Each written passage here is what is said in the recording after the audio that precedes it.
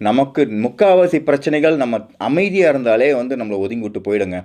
எப்போ ஒருவர் நாம் சீண்டி நாம் ரியாக்ட் பண்ணிட்டோன்னா, அவங்க நோட் பண்ணிட்டாங்க, நம்மளை அவங்க கண்டுபிடிச்சிருவாங்க. ஓ, இந்த நபர் இப்படி பண்ணால் எப்போவுமே வந்து உணர்ச்சி வசப்படுறாங்க.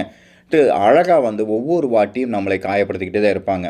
எப்போ ஒருவர் நம்மளை காயப்படுத்தணும்னு நினைக்கும் பொழுது நாம் காயப்படாமல் இருந்தால், அதாவது நாம் இது சரியில்லை, இது ஒதுக்கிறோம். எப்படி வந்து அந்த யானை ஒதுங்கி போச்சோ, இது தேவையில்லாத விஷயம். நம்ம பாட்டு நம்ம ஃபோக்கஸ் போவோமே. நமக்கு லைஃப்பில் எவ்வளோ பெரிய விஷயம் இருக்குது. இந்த வாழ்க்கையில் நம்ம கொண்டு வந்த பிராரத்தம் இருக்குது. அதை தாண்டி உள்ள இந்த இறைத்தன்மையை அடைய வேண்டிய வேலை இருக்குது. இவ்வளோ விஷயங்கள் இருக்கன்னு நம்ம எடுத்து நம்ம போய்கிட்டே இருந்தோம்னு வச்சுக்கோங்களேன், ரொம்ப ஈஸியாக வந்து 90% வந்து நமக்கு இந்த பிரச்சனைகளை அவாய்ட் பண்ணிடலாம்.